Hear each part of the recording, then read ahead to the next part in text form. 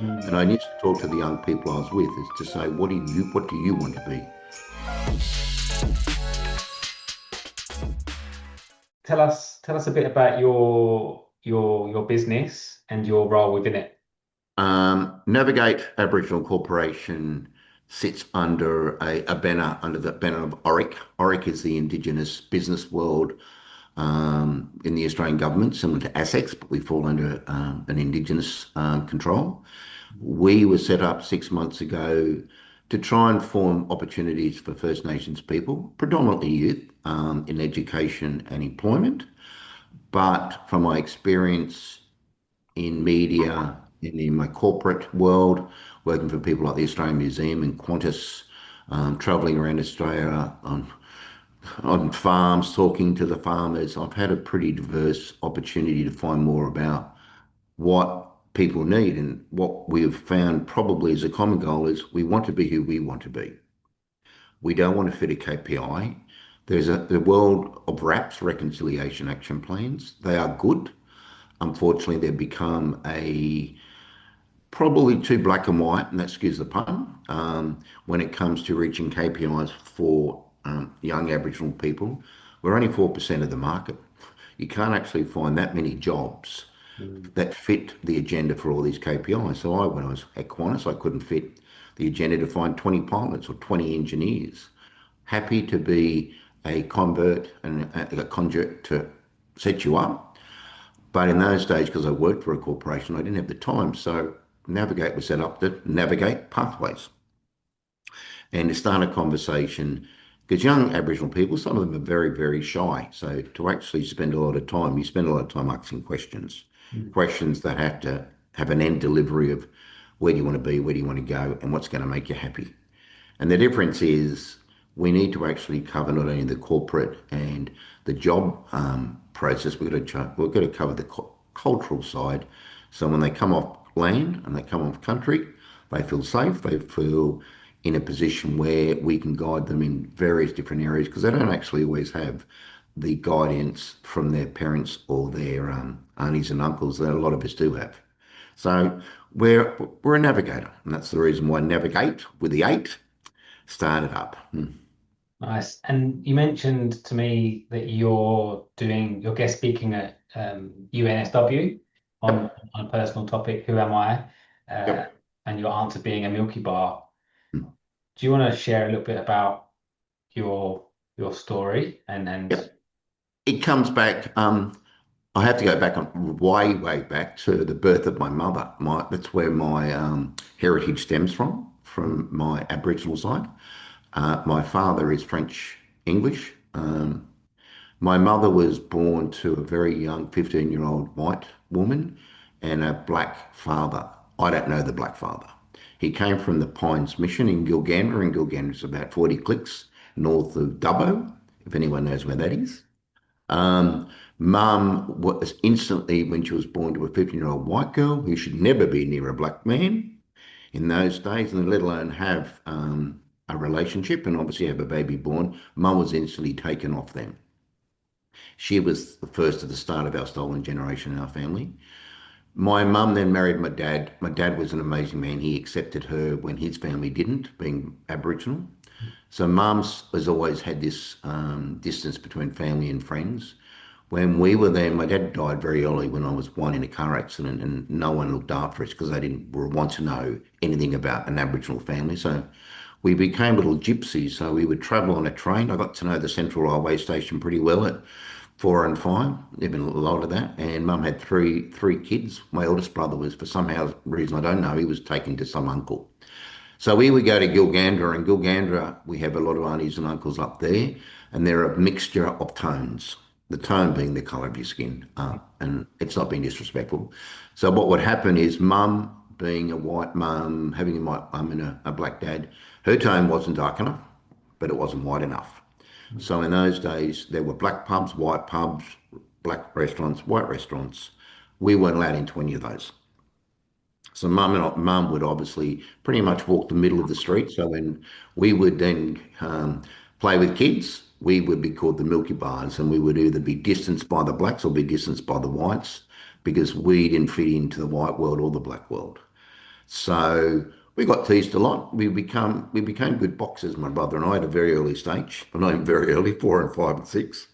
We knew how to protect ourselves, but you didn't have many friends because your friends wouldn't actually accept that they had a Milky Bar in their life. So they may be your mate on Monday, but Tuesday they'd be teasing you because everyone else was teasing you. And then you go to your black side, and my cousins were blacker than us. They would tease us and tell us, no, you're not wanted. You can't be part of our games today as well. So my brother and I were pretty thick. We were pretty strong, had a really good relationship together. So the Milky Bar thing was it was just a connotation that they thought was funny. My brother probably took it more to heart than I did. He was 2 years older than me. So no matter who said it, black or white, he'd go for them. Me, sometimes they would throw a little, what you call the Milky Bar at us. I'd spend my time collecting them and eating them. So I didn't, but maybe it probably stuck a little bit in my head in the future. But it was something where I feel sorry for mum because mum couldn't be accepted to community. Mm. And unfortunately, when you couldn't eat with your friends, you couldn't eat with your family. When her black cousins and aunties would go to the black pub, she'd have to sit outside and wait. So we ended up she became an alcoholic, I believe, because of the trauma in her life and because she was never accepted by anyone. Mm, mm. Wow. And for you growing up, as a young boy and into obviously an adult, how did you navigate? That? How did Oh, you? I ignored. Okay, so there's two sides. There's two sides you can take. So at the age of 6, it all went pear-shaped for us. We were taken off my mum. So we extended the stolen generation again. My brother and I and sister. My sister was put in a girls' home. We never saw her again for about 15 years. My brother I still hadn't seen. My eldest brother, my grand and I, we were put in a thing called a family group home. It was things set up by the Anglican Church to try and um, put kids into an environment in a normal suburb environment instead of a dormitory style. Mhm. We were stuck in a house in Epping with two English parents. They got paid per child. They weren't all black kids. They were we had Maltese there and everything. Grant and I chose one direction. We didn't choose black. We chose white. Yeah. We had to choose white because we're in a white foster home. We had no cultural connection to anyone. We were light enough. Our tone of our skin let us everyone accept us that we were white. Because remember, in those days, we weren't in the country. We were in suburbia. And suburbia didn't have many blacks. So we just took the white world on, and the white world stayed with us pretty much all our lives. We ignored our heritage, had nothing to do with it, and that I kept doing that up till I was around about 16, and then I was doing very badly at school, and then the foster parents went back to the church and said this kid's not doing very well. He's either have to leave or do something with him. So, because I was an Aboriginal foster kid, they went and spoke to the education board, spoke to St Andrew's Cathedral, and I was sent to St Andrew's Cathedral School. There, it was a joke, and it was a funny joke. Was my nickname changed again? My nickname then became Fingerbone Gee. Fingerbone was a character in a movie, so they all called me Fingerbone. And Git, in my early days of my childhood, I used to speak very, very quickly. I had a bit of a speaking problem, and every time they'd ask my name, they thought I was Git Farrar, not Garry Farrar. So Fingerbone Git stayed for a long time, and I wouldn't say teased. It was St Andrew's Cathedral. It wasn't the toughest boys in the world. The choristers, a lot of them. Yeah. Our first 15, like if we could beat a football game. But it was there and it stuck with me. And after that, I left. And again, after school, dropped again, went back into the white world. The white world never brought up my heritage ever. Got married. My first marriage, I never brought it up with my first wife. Never brought it up, ever. Wow. Never. I don't know if she even knows. Done it. And then I got remarried at the age of 40. And at that time, I had my first child at 40, Jack Farrar, and we went to Manly West Public School. And one day I got a phone call from my sister who said, I'm very sick with diabetes and it's a type 2 and you need to start ticking the box. And the box, what that is means is every time when someone says, are you Aboriginal or Torres Strait? You either don't tick it or do tick it. I've never ticked it till that day when had to tick it Wow. because of medical reasons. 40 So the years. first, yeah, that long, up to 40. It took me till I was 40 to tick a box. Wow. And then it was interesting because I ticked the box for an excursion for Jack Farrar to go. And he'd been to other excursions and I'd never ticked the box. So the headmistress rang me and goes, "What's going on?" I said, told her the story. From that day, the bells go off. We have an Indigenous kid at our school. Mm. And there's not many Indigenous kids on the Northern Beaches, or that recognised or actually said they were. And it was from that point on that our kids were recognised. My wife, Amanda Farrar, my wife now, she used to work for National Geographic. She loved all that stuff of heritage and lineage and that sort of stuff. She pushed me and constantly was saying to me, "You've got to do it. You've got to do more. You've got to create more opportunities for your kids." She pretty much did an intervention one day with me and Jack, and I had two other children, Ellie and Will by then. And I went to, I thought, because she had just walked into an event, and I think it was an event full of Aboriginal people. And Jack and I looked at each other and said, "No way, we're going in there, not a chance." So we actually sat out on like a log out of the event. Will ran in, loved it. Ellie ran in, and about 20 minutes later, this massive, big black fella, lovely bloke, sat in between us, told us, sat in between us. So what are you doing? I think he was sent, a messenger was sent to us, come and find us where we were. And he I wouldn't say gave me a bit of a tear down, but he told me, and I kept talking about the Milky Bar and the lineage and where it comes from, and paperwork as a stolen kid and all that sort of stuff. I don't want to go through all that. I haven't got time in my life. I've had enough crap in it, don't anymore. And he goes, "No, mate, you get accepted by the people that accept you. Don't forget all that paperwork. But if you actually sit out and do what you're currently doing, you in fact disrespect me and everyone in there." So I think 20 minutes later, after a good conversation and a bit of a tear down, we walked in and I met a lot of people, good people. Did I gravitate to all of them? No, I didn't. Jack was a little bit standard, but then you got Will at that stage, I think was around about three, running around with paint on his face. He would be oaked up. He ran around as if he was a little black fella. Yeah, right. Loved it. Ellie loved it. And I could see a real glimmer in their eye, which I loved. And I'd loved Jack to have had it, but he didn't that day. Mm. So we went away and I thought about it. I talked about it a bit more. I brought it up in conversation. If someone ever said, "Are you?"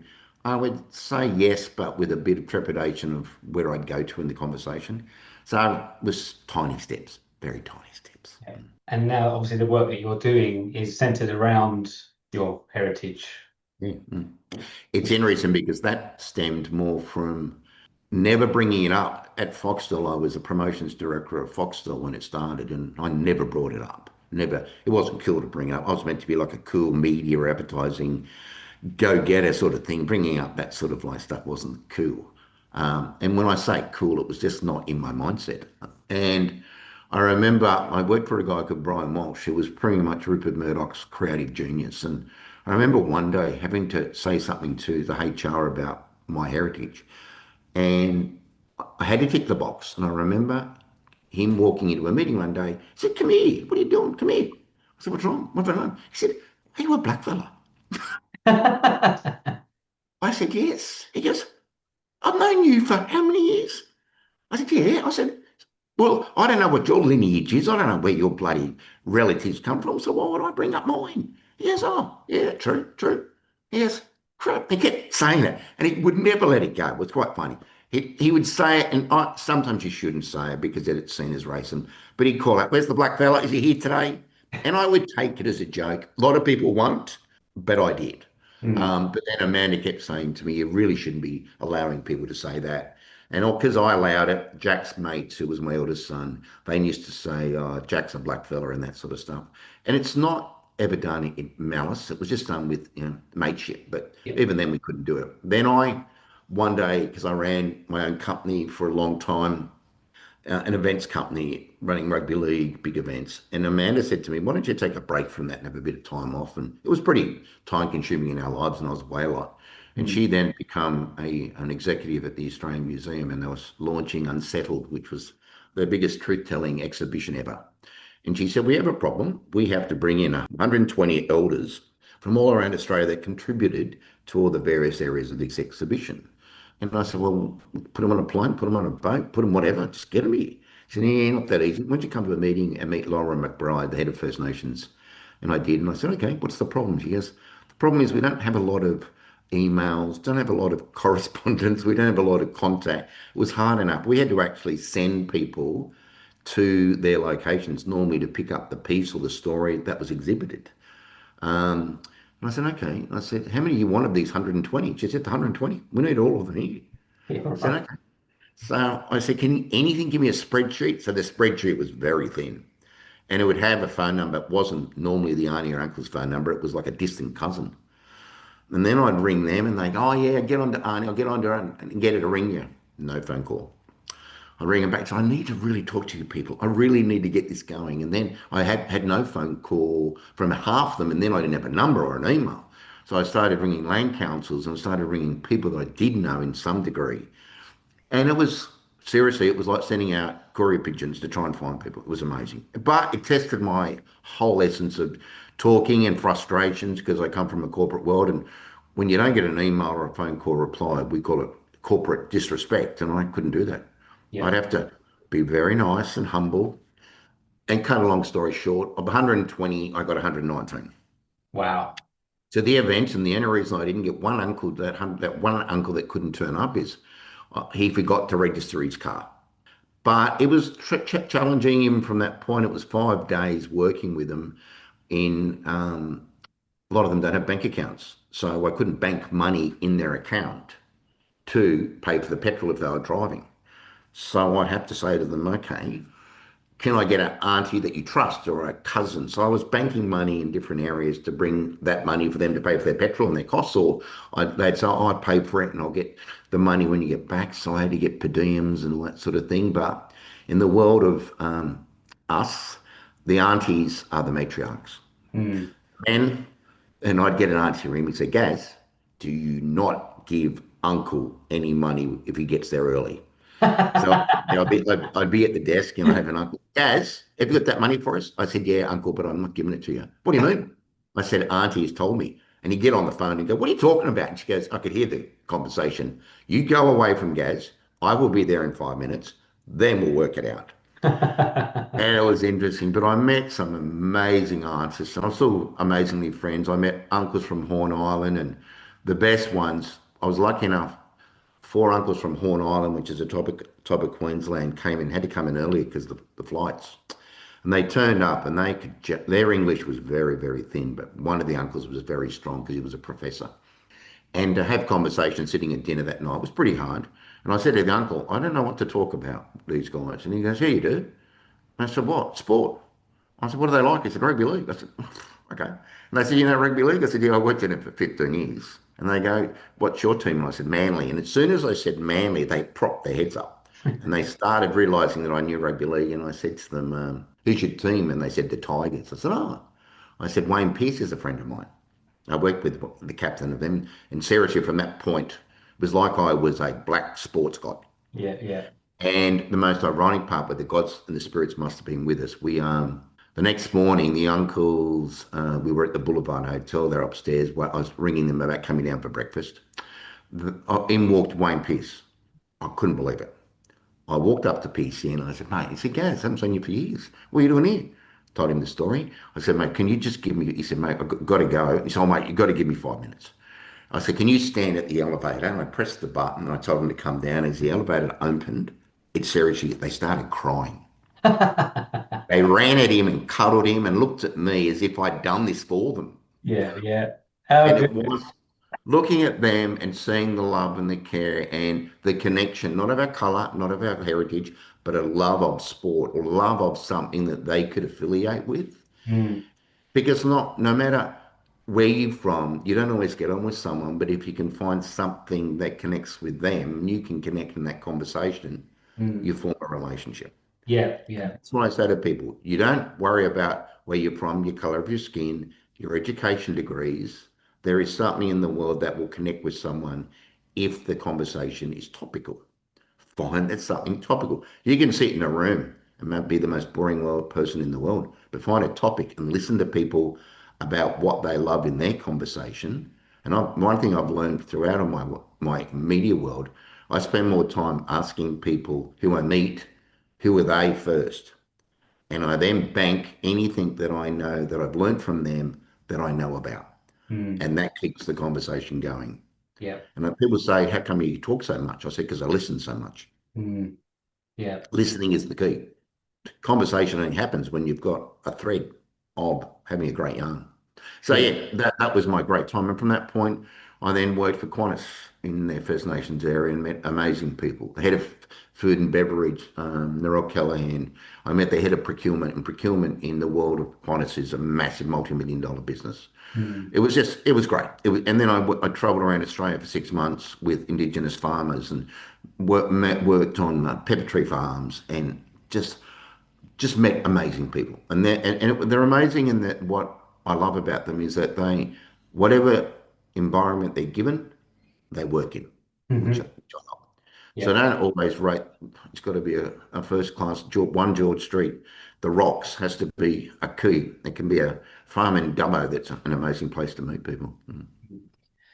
I have a couple of questions for you based on what you've shared with me this morning. Yeah, yeah, For any young man or woman that have gone through your journey, in particular relating to you, yeah. uh, so for any young man or woman who has gone through a similar journey to yourself, what advice would you give them today to overcome any barriers that they might see around fully embracing their culture? My first advice is don't think everything that's said to you is negative. Mm. The hardest thing about culture is not everyone has learnt where culture comes from. They Mm. haven't learned your culture. So when they ask a question or they say something in a general conversation, yes, sometimes it can be damn rude. But unfortunately, because not everyone's been given that chance to learn from an education point of view or just a social point of view, how to ask the question, you sometimes have to listen to the question, absorb it, and think, no, I can answer this one okay. That person didn't mean that. Mm. Or it's said in jest, and sometimes you're going to have to create thick skin. I say to people, thick skin is not about the cultural side, it's the world side. The Mm. world is getting tougher. And if everything that is said to you or intimated or referred to, you take to heart, you're not going to make it in this world. You're not. Yeah. And sometimes you got to bank it. And people say to me, oh, banking's bad. I said, no, it's not. I bank it because I have to then go away and review it. And in my early days as a young promotions guy, nothing to do with my black side, I learnt that because I didn't like people telling me my creative was shit. So when I walked into a meeting and pitched my idea to Brian and people in TV or sport, and someone intimated that it was a crappy idea, I'd go for them. Yeah. And I'd walk out of the meeting and Brian said, hey, come here, you. Not every idea is a good idea. You just need to understand that.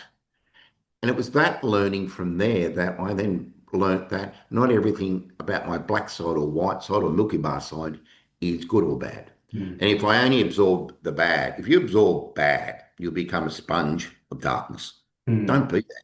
Just don't become it. And we've got enough protesting in the world, and we've got a lot of ways that we are trying to put a voice out there.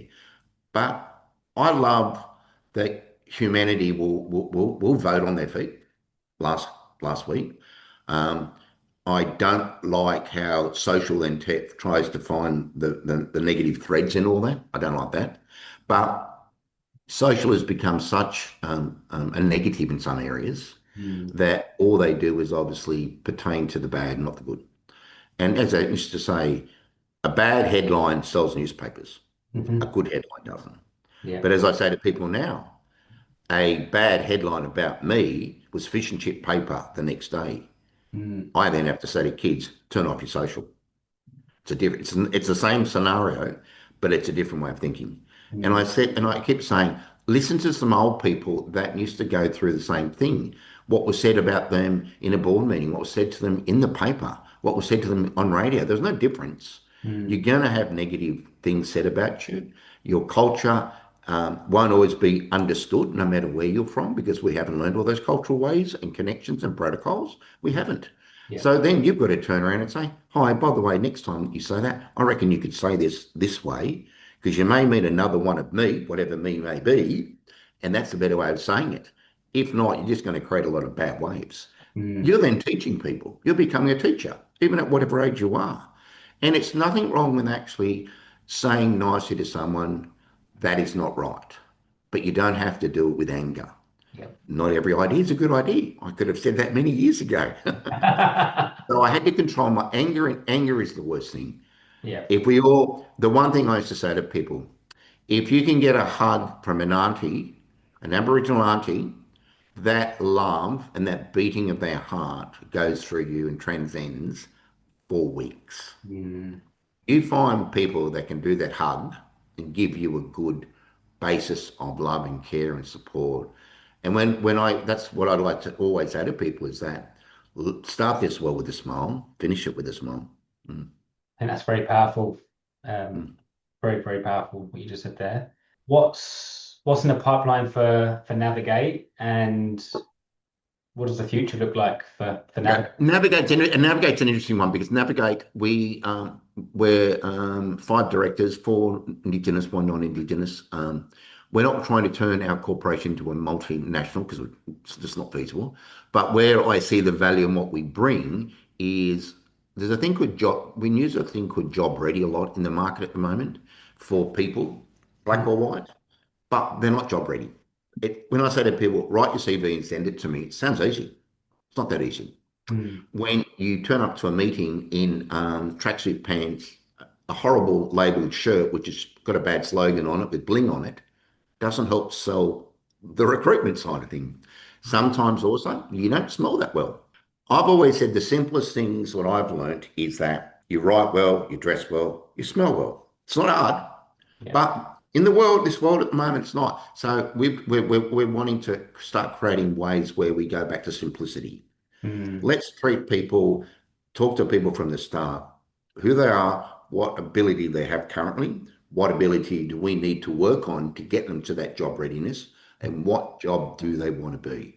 Mm. I'd love to see a kid who loves the ocean set up a fishing charter, Mm. a surfing school. I'd love to know a young girl that loves pottery or something, create a potting stuff. Doesn't mean with every Aboriginal that 4% of a 100% audience on the Australian market needs to be a doctor, engineer. They Mm. still have to have passion. And I want jobs with passion. I want them to have this longevity with their mum and dad that become good mum and dads. Their kids have the same opportunity. So the next generation of kids aren't always putting their hands out, they're putting their hands up and saying, I don't need the handouts or the welfare as much as we used to. Because unfortunately, that doesn't help us.